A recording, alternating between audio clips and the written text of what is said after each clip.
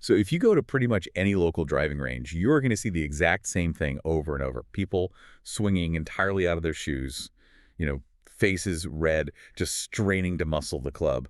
And then the ball just sort of weakly floats away. Oh, yeah. It's a massive trap for amateurs. I mean, trying to hit the ball hard is arguably the absolute fastest way to kill your golf swing. Maximum physical tension literally guarantees minimum output. Right, because brute force is actually the enemy of speed here. And that brings us right into today's topic. Welcome to Part 9 of our 10-part educational series exploring the science of golf biomechanics, kinematics, and ground reaction forces. Yeah, and today we are tackling what you all asked us to decode, the absolute holy grail of ball striking, which is compression. Exactly. So our mission for this deep dive is to explain exactly how the body moves, right? Why elite golfers generate power so efficiently, and more importantly, how you can apply these scientific principles to improve your own consistency, distance, and just your long-term performance on the course. And just to set the tone here, we are moving way past your standard driving range swing tips today. We're diving into premium sports science. Oh yeah, the source material today is heavy. Right. We've got a huge stack of elite coaching materials, biomechanical studies, including K-Vest wireless biofeedback data, and TrackMan analytics. We really want to separate the myths from the actual physics of the perfect strike. Because the immediate instinct, when you want that heavy tour-level strike, is just to force it.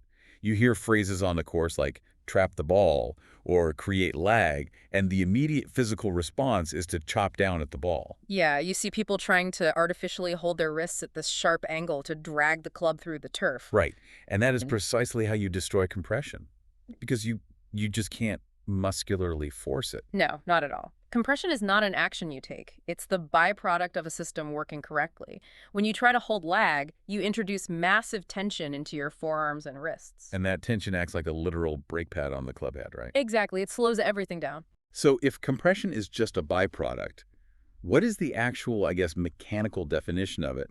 Because in my head, I've always pictured just squishing the golf ball directly downward into the dirt. Yeah, and well, a lot of people visualize it that way, which leads to that chopping motion you mentioned earlier. But true compression is actually about impact efficiency. Meaning what exactly? Meaning you are delivering the club with a descending blow and forward shaft lean so that the absolute lowest point of your swing arc happens ahead of the golf ball. Okay, so the club bottoms out after it hits the ball. Right. You aren't crushing it into the ground. You are momentarily trapping it against the face of the club because your angle of attack and the dynamic loft of the club are approaching zero relative to each other. Got it. And that alignment is what maximizes the energy transfer. Precisely. But okay, if gritting my teeth doesn't work and consciously holding a wrist angle doesn't work, where is that explosive power actually coming from? That's the million-dollar question, right? Seriously. Because when you watch some of the greatest ball strikers in history, like Ben Hogan or Mo Norman or Lydia Cordy, none of them are bodybuilders. No, they definitely aren't. Yet they tap into this engine that completely bypasses the weekend golfer. They look totally effortless. Well, to find that engine, you have to stop looking at the human body as a machine made of rigid levers and hinges. Right, which is how we're usually taught to think about it. Exactly. But modern biomechanical research focuses heavily on the body as a highly sophisticated, unified elastic system. We're talking about fascia, tendons, ligaments, and muscles all working together. Yeah, and looking at the fascia data from our sources today, it doesn't function like a rigid machine at all. It functions like a slingshot. A biological slingshot, yeah. Right, because if you want to fire a rock from a slingshot, you don't push the rock forward with your arm muscles. You just pull the elastic band back to create stretch, and then you let go. The band does the work. That is a perfect analogy, and the geoid sling model in our research maps perfectly onto that concept. Walk us through how that actually looks in the swing. So during the backswing, a pro's lower body resists while their upper body rotates. That physical separation is literally lengthening the core, the hips, and that whole fascial network under immense tension. They're basically pulling the slingshot back. Exactly. And the transition into the downswing isn't a muscular push from the top, it's just the release of that stored elastic energy. Which totally explains why trying to hit it hard ruins the swing. If you tense up your arms to push the club, you physically block that elastic recoil from snapping back naturally. Spot on. Muscular tension paralyzes the fascia. Wow. But that slingshot effect isn't just a theory, right? We have the kinematic numbers measuring exactly how that elastic energy releases and multiplies down the chain. Let's bring in that KVEST data. Yeah, let's do it. So KVEST is a wireless 3D motion capture system that tracks rotational speeds, and the sequence of events here is mathematically proven. Right, the kinematic sequence. Yes. When we analyze professional male golfers, the ideal downswing sequence always fires in a very specific proximal to distal chain. And for the listener, proximal meaning closer to the center of the body, and distal meaning further away. Correct. So the chain always goes pelvis, then thorax or your chest, and finally the club. And the peak rotational velocities on this chain are just insane. Walk us through these numbers because they really illustrate how the speed multiplies up the body. It's fascinating. So the pelvis fires first and peaks at around 456 degrees per second. Okay, 456. Right.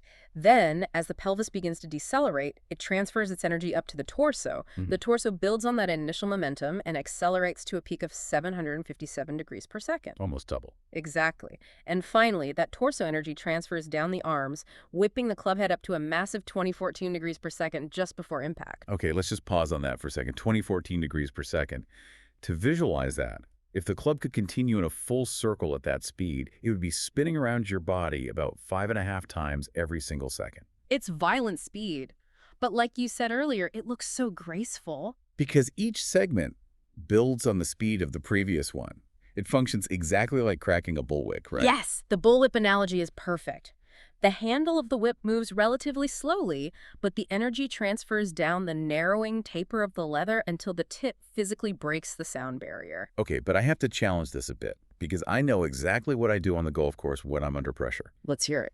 If I get anxious and I start my downswing by firing my hands at the ball first or pulling down hard with my arms, basically skipping that pelvis sequence entirely, what mechanically happens to that whip? You completely short-circuit the system. Really? Just completely kills it. Completely. If the distal link, meaning your hands, moves before the proximal link, your pelvis, your muscles rapidly enter what biomechanists call centripetal contraction. Centripetal contraction, meaning what it exactly like? What does that actually feel like in the body? It means your muscles are contracting inward toward the center of your body, tightening up instead of extending outward. Okay, I think I need an analogy for that one. Think of a figure skater spinning on the ice. When they pull their arms in tight to their chest, they spin faster, right? But their arms are locked inward. Oh, I see. Yeah, so if your arms fire early in the golf swing, they pull inward toward your chest in the exact same way. You fail to produce any outward extension or whip effect. You just lose all your power. You lose your power, and worse, that inward pulling usually leaves the club face wide open across the ball, so you get a weak slice. Wow. So you're essentially trying to fire a slingshot by pushing the rock from the front instead of letting the band snap from the back. Exactly. It just doesn't work. But okay, even if you perfectly sequence the pelvis, torso, and club, that 2,000 degree per second whip effect is totally useless if the club bottoms out 2 inches behind the golf ball. Right. Speed means nothing without stripe. So we need to connect that speed to the geometry of the low point. And this is where the sources talk about the sternum, right? Yes. The sternum basically acts as the steering wheel for your swing arc. For your arms to fully extend and deliver that whip effect through the ball, they need physical space. Researchers call this slack. Okay, so if my sternum backs away from the target line during the downswing, or if I stand up out of my posture, I'm basically pulling that steering wheel backwards. Yep. You shift the entire bottom of your swing arc behind the ball. And what happens then? Well, your brain is an incredibly smart survival mechanism. If your low point shifts backward, your brain spatially recognizes that you're about to smash the club violently into the dirt. So it panics. It panics. Subconsciously, you will pull your arms up to avoid the ground. Now, you've either hit a fat shot by taking a huge divot before the ball, or you've chicken-winged your arms and hit a thin shot, just blading the ball across the green. Oh man, the dreaded chicken wing. So to guarantee the low point happens in front of the ball, your sternum has to stay positioned over or slightly ahead of it throughout impact. Exactly, which completely explains why the TrackMan Tour averages look the way they do. Yeah, let's look at those. A PGA Tour pro hitting a 6-iron delivers a dynamic loft of 20.2 degrees. LPGA pros are at 23.6 degrees. Right, so they are actively de-lofting the club face. Because their sternum is forward, their hands are leading, and the low point is well past the ball. That right there is the textbook mathematical definition of compression for an iron. It absolutely is. But here's where we hit a massive contradiction in the data that we really need to unpack. We just spent all this time detailing the strict physics of hitting down with forward shaft lean to compress an iron. Right. But when we pull the TrackMan data for the driver, it's the exact opposite geometry. There's this famous tweet from Rory McIlroy showing a picture of his driver TrackMan screen, and his angle of attack was positive 3.1 degrees. Yeah, he is literally hitting up on the ball. Why? The complete reversal. That feels like it contradicts everything we just talked about. It is a biomechanical paradox, but it comes down to the physics of maximizing modern equipment. Driver club heads are massive now, and modern golf balls are designed to spin very little. So to maximize distance with those specific tools, physics dictates you must launch the ball high into the air with as little backspin as possible. Hitting down on a driver creates backspin. Hitting up on it launches it high with low spin. That makes sense. But how do you hit up without ruining that beautiful kinematic sequence we just spent 10 minutes building? You don't change the sequence at all, you change your setup geometry. Okay, how so? With a driver, you introduce axis tilt at address. Your spine tilts slightly away from the target, and you use a stronger lower body push off your trail leg to deliberately shift your low point behind the teed-up ball. Oh, I see. So by the time the club head actually meets the golf ball, it has already reached the bottom of its arc and is traveling upward. Exactly. The engine stays the same, but the geometry changes. The danger here for the listener, though, is cross-contamination.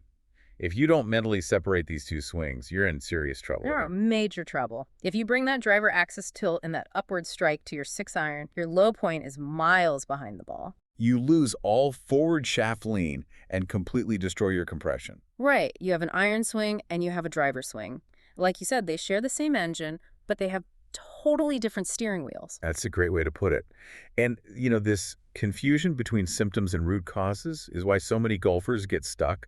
They try to self-diagnose based on a random video, or they take a tip from a friend, and they end up treating a symptom instead of fixing the underlying pattern. Yeah, that happens all the time. The classic example from our coaching sources today is the slice. Oh, the slice. Everyone's favorite. Right. Your ball slices into the woods. You know your club face was open at impact, so the standard age-old advice is just strengthen your grip. Turn your hands over so the face closes. Which is just a Band-Aid fix, right? Total Band-Aid. If you are casting the club, meaning releasing those wrist angles too early in the downswing, that is almost always a symptom of a poor kinematic sequence or a failed weight shift. So your pelvis stalled. Yeah. And your hands panicked and just threw the club at the ball to make contact. Exactly. Changing your grip does absolutely nothing to fix the fact that your engine is broken.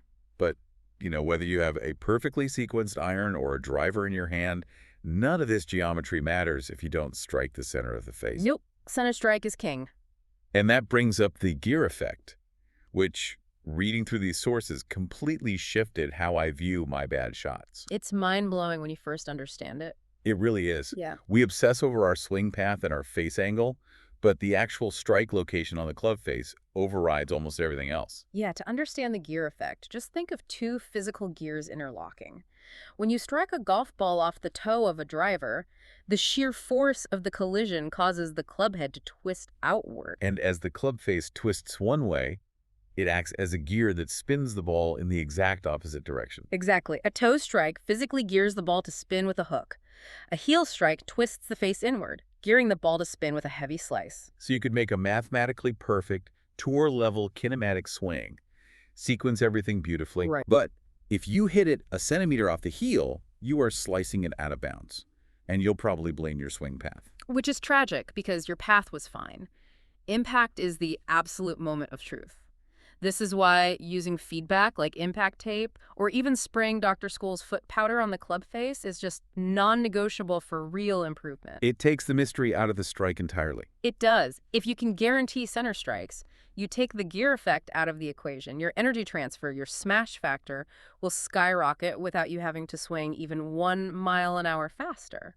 But getting that center strike consistently requires changing how we practice. The sources highlight a really harsh truth about that, actually. Oh, the driving range illusion. Exactly. Standing on the driving range and just watching your ball flight is a terrible feedback loop. It's highly deceptive. You can make an awful compensatory swing and still hit a straight shot if your timing happens to be lucky for that 1 millisecond of impact. But that timing will absolutely collapse under pressure on the course. Every time. True improvement requires checking if your expectation of what your body is doing matches objective reality. You need mirrors, slow motion video, TrackMan data, or AI coaching apps. So let's make this highly practical for the listener. The first rule from the research is a total mindset shift regarding practice. Yeah, this is a big one. Practicing for 15 minutes a day indoors, just working on a new motor pattern in front of a mirror, is vastly superior to grinding on the range for 2 hours once a week. The science of motor learning and neuroplasticity is very clear on this. You are trying to rewire deeply ingrained neural pathway. Which takes time and consistency. Right. That requires the biological process of myelination, basically insulating the new nerve connections, which only happens with frequent, small doses of hyper-concentrated effort.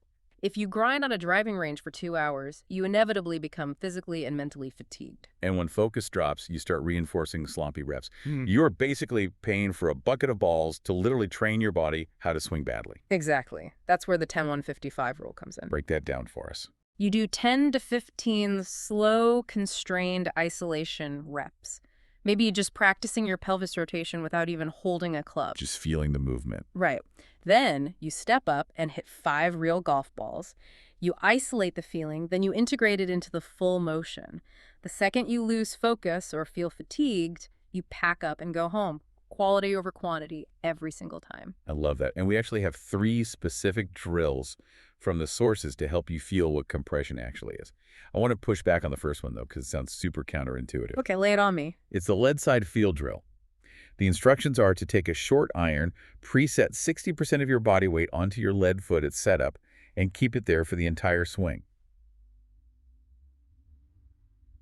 Wait, if I'm keeping my weight forward the whole time, aren't I going to lose all my rotational power from pushing off my trailing leg? That's a really great observation, and yes, you will absolutely not hit the ball as far with this drill. Okay, so what's the point? The goal here isn't maximum power, it's motor learning.